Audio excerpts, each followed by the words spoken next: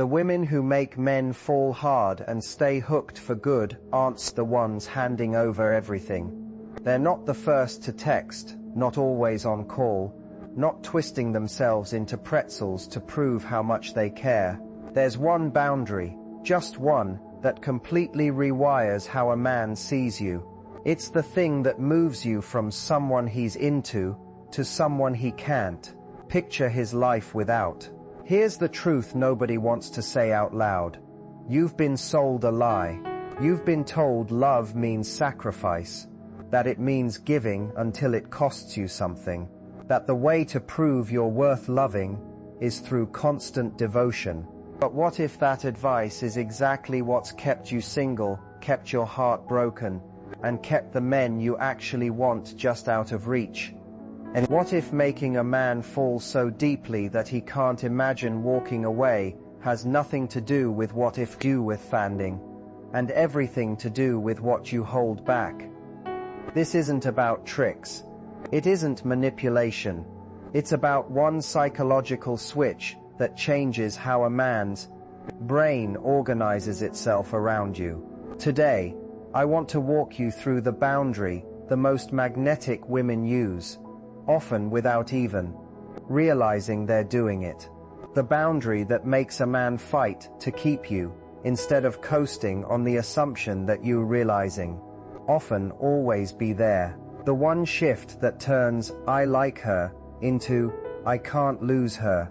Stick with me, because by the end, you'll understand exactly why this works, how to use it without scaring off the good ones, and why this single change makes you irresistible, not just to him, but to every man of real quality who enters your orbit.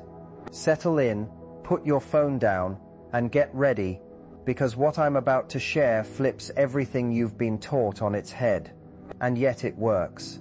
Every time. Here's something that might rattle you a little.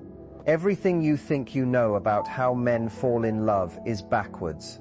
Most women assume love deepens through closeness, through openness, through togetherness, through saying yes to everything. The logic goes, the more he knows me, the more time we spend together, the deeper it gets. But here's the part nobody wants to admit. Men don't fall in love through ease. They fall in love through friction. A man's mind doesn't run on the same wiring as yours.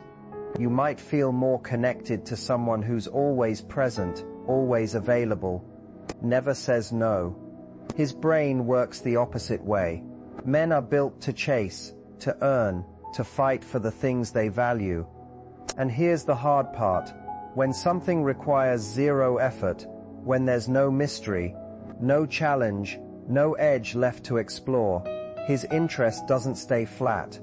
It disappears.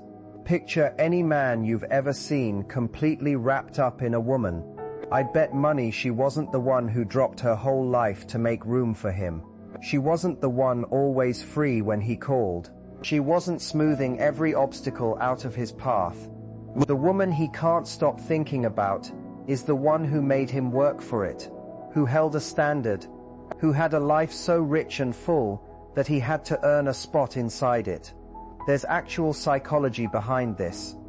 It's called the scarcity principle. Our brains attach value to things based on how rare or hard-won they are. This isn't unique to romance. It governs how we value nearly everything. The harder something is to obtain, the more precious it seems. So when a man has to spend real time, effort, and emotional energy just to hold your attention, something shifts in his head. He starts telling himself, you must be worth all that effort.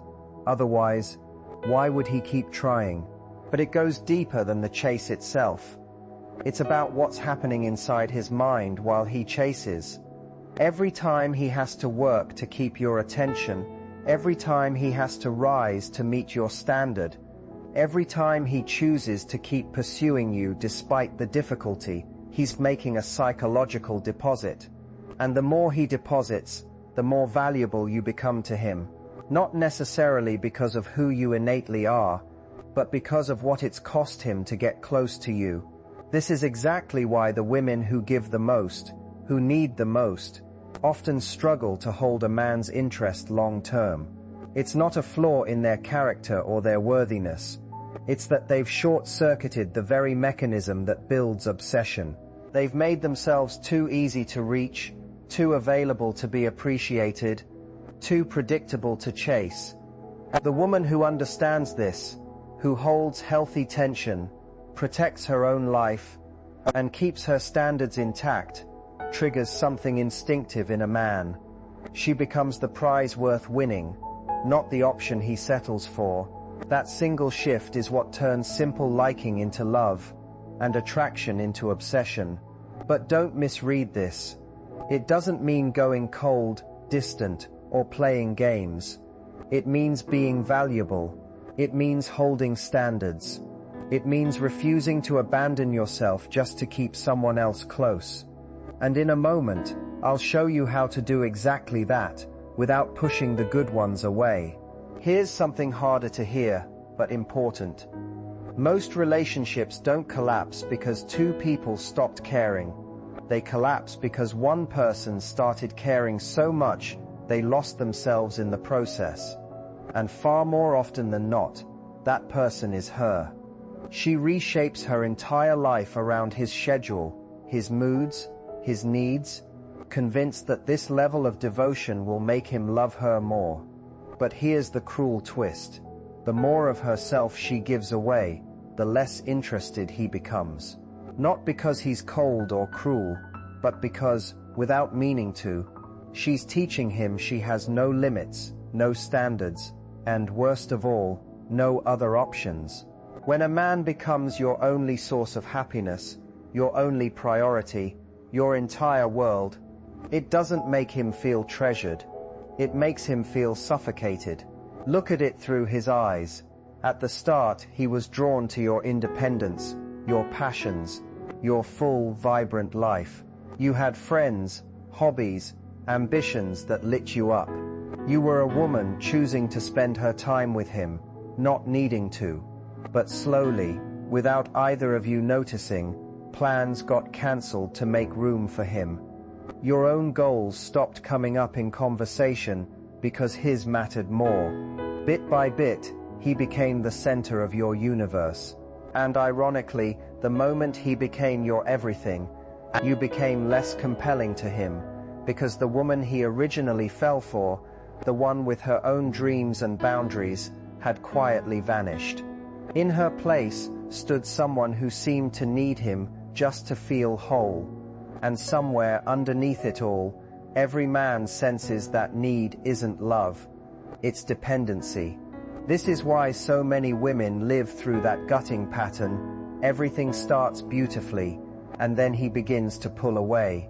They assume they did something wrong. In reality, they did the thing they believed was right. They loved without limits, gave without boundaries, and put his happiness ahead of their own. The painful reality is that boundless love, however romantic it sounds, often kills attraction in practice. But no boundaries means no tension. No tension means no spark. No spark, and love quietly turns from passion into something safe, comfortable, and flat. There's a deeper cost too, one that matters even more. When you give up your boundaries, you start losing respect for yourself. And if you don't hold respect for yourself, how could you ever expect it from him? That erosion shows up in small, quiet ways, in how you talk to yourself, in what behavior you tolerate that goes against your values, in how small you make yourself to accommodate someone else's ego. Men pick up on that, even when it's never spoken aloud. And contrary to what you might hope, it doesn't make them value you more, it does the opposite. Because at the core, everyone, man or woman, wants a partner who knows their own worth. The relationships that actually last, the ones where the spark survives year after year, are built on mutual respect. And respect only exists where boundaries do. Where there's a clear line that says, I love you, but I refuse to disappear in the process of loving you. And that's the foundation for the boundary I'm about to hand you. Because once this idea clicks, everything shifts. Not just how he sees you, but how you see yourself. That inner shift, that change in your own energy and self-assurance, is where the real magic starts. Here's what most people get wrong about boundaries. They picture them as walls built to shut people out. That's not what a boundary is. A boundary is a standard, a way of teaching someone how to love you. It's not punishment. It's not rejection.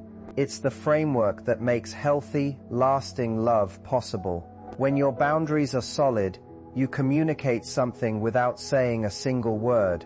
You show that you value yourself, that your time and energy matter, and that access to you has to be earned rather than assumed. And here's the paradox that surprises most women. This doesn't chase good men off. It pulls them closer. Why? Because buried in every man's psychology is the need to feel like he's won something worth having. He doesn't want a woman who'd settle for anybody. He wants to be chosen specifically because he proved he was worth choosing.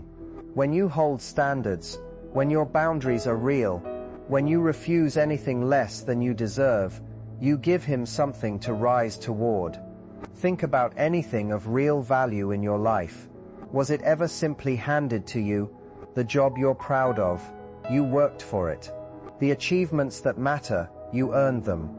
The respect people give you, you built it over time. Why would love work any differently? Anything that takes effort, investment, and consistency to earn naturally becomes more valuable in our minds. This is exactly why the women who keep men captivated are the ones who protect their mystery, their standards, their independence. They love completely but never at their own expense. They give generously but never more than they receive. They make themselves available to the right man, not to just any man. Boundaries do something else too. They create emotional safety. Many women assume that being endlessly open, endlessly available, endlessly accommodating will make a man feel secure. It does the opposite. Without limits, without structure, without clear expectations, what you actually create is anxiety. He doesn't know where he stands. He doesn't know what's expected of him. He has no idea how to succeed with you. But clear boundaries create clarity. You make it easy for him to love you well, because you've shown him exactly how. You've set the terms of engagement, so now he can focus on playing well instead of guessing what game is even being played. And here's the part that matters most. Boundaries were never just about him. They're about you. When you hold your standards, you hold your self-respect. When you hold your self-respect, you hold your confidence. When you hold your confidence, your attractiveness holds too.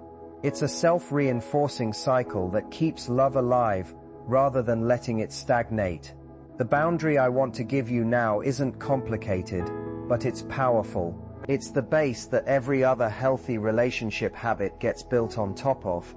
Once you understand it, once you start actually living it, everything else tends to fall into place. So here it is, the one you've been waiting for, the single boundary with the power to change, not just how a man sees you, but how you see yourself.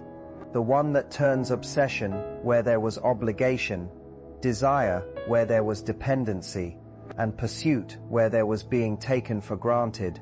Simple to say, isn't it? But once you truly understand what it means, once you actually live by it, everything shifts. Because in their eagerness to love fully and show how much they feel, most women unknowingly flip this dynamic on its head. They make him their top priority while quietly accepting the role of his backup plan.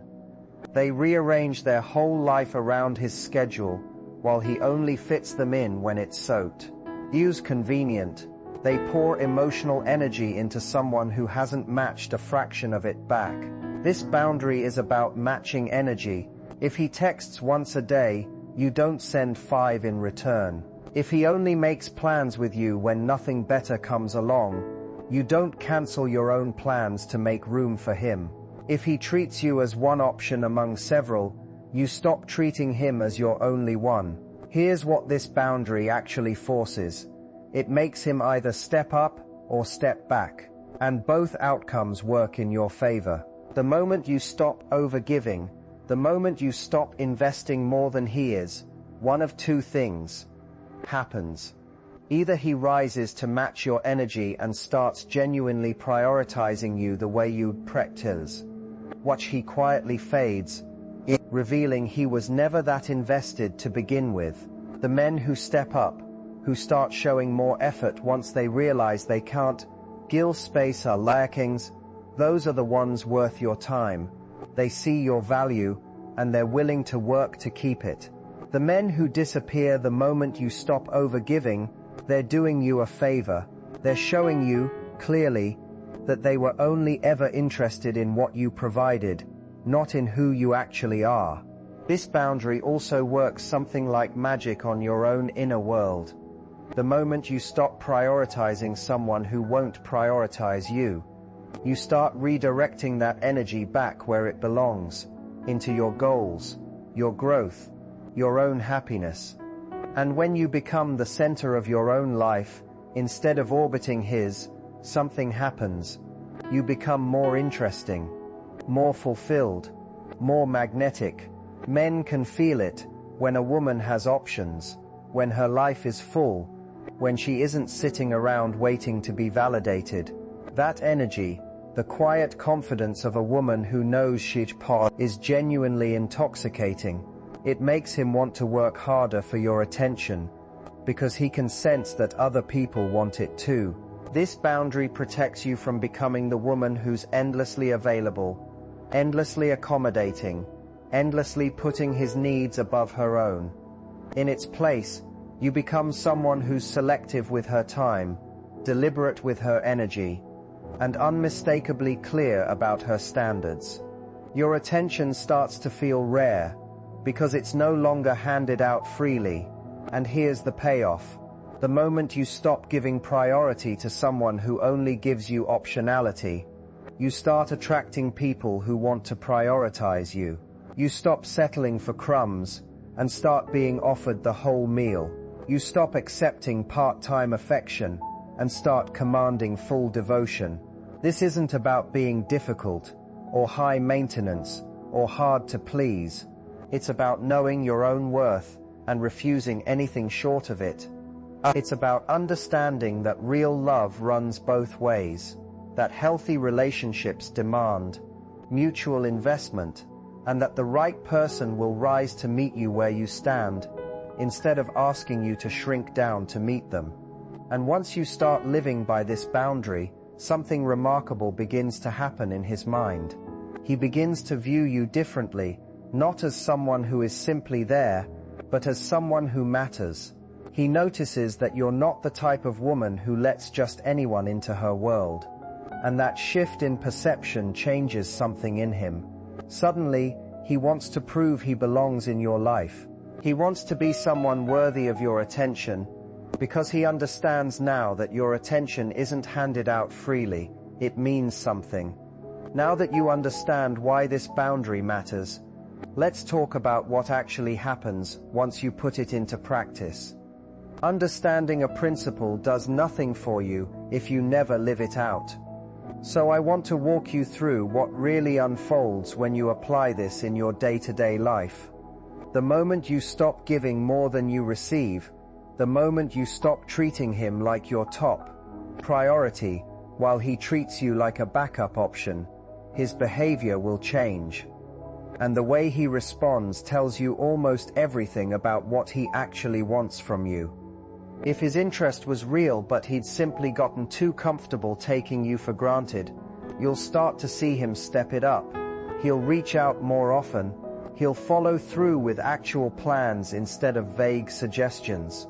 He'll make time for you because he finally realizes you won't just be sitting around waiting on him whenever he feels like giving you attention. This is exactly the reaction you'd try. Proof that he values you enough to put in effort to keep you.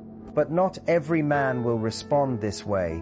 Some men, especially the ones who were only ever drawn to how easy and available you made yourself, will push back when you stop overextending yourself. They might call you difficult.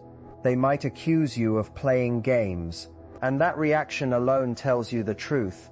A man who gets angry when you start respecting yourself was never truly invested in you. He was invested in how little you asked of him.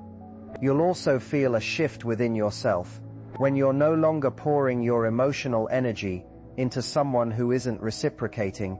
That energy comes back to you. People around you will notice. Your friends will comment on how much lighter and happier you seem. Your confidence will rise. You'll rediscover hobbies, goals, and parts of yourself you've quietly set aside, and that renewed sense of self becomes its own kind of magnetism. Here's something else that tends to happen. Other people start noticing you. When your focus isn't entirely consumed by one person who doesn't fully appreciate it, you open yourself up to being seen. Men who once viewed you as unavailable may suddenly express interest for opportunities and connections you overlooked, because your energy was locked onto one direction, start to reveal themselves. And the most rewarding part, you begin attracting people who genuinely want to prioritize you. Once you stop settling for the role of an option, you start pulling in people who are actively searching for someone to make their priority. It's as if you're operating on a completely different frequency, and the people who match that frequency start finding their way to you. Here's the catch though, this only works with consistency. You can't hold this boundary for a few days and then let it go the second he shows you a bit of attention.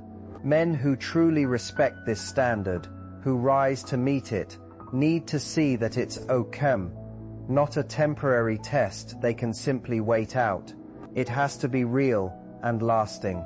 A lot of women mistake this boundary for punishment or for withholding love as leverage. That's not what this is. This is about mutual investment. It's about building a relationship where both people are equally committed to each other's happiness. It's about refusing to be the only one carrying the emotional weight. When both partners operate from this place, when both people prioritize one another equally, something powerful happens. There's no resentment because the effort is balanced. There's no being taken for granted because both people had to earn their spot. There's no power imbalance because the power is shared. This is the foundation of a relationship built to last, not through one-sided giving, but through mutual choosing. Not by accepting whatever crumbs of attention are offered, but by expecting the respect and priority you're owed. A man who's actually right for you won't just tolerate this boundary. He'll respect you more because of it. Being chosen by a woman who doesn't choose just anyone will mean something to him. Let me walk you through the specific signs that this boundary is actually working, because the shifts can be subtle at first, and I want you to know exactly what to look out for. The first sign is consistency. Once he understands you're not just going to be on standby for whenever he wants attention, he becomes more deliberate about reaching out. Instead of random texts at midnight because he's bored, you start receiving thoughtful messages at reasonable times. Instead of last-minute thrown-together invites, he starts planning ahead because he now understands you have a life of your own to consider. Another sign is greater effort. Conversations start to have more depth. Dates become more intentional and creative. He starts remembering small, specific details about your life because he's learned that keeping your interest requires paying attention. You'll also notice more respect. He asks about your schedule instead of assuming you're free. He factors in your feelings before making decisions that involve you.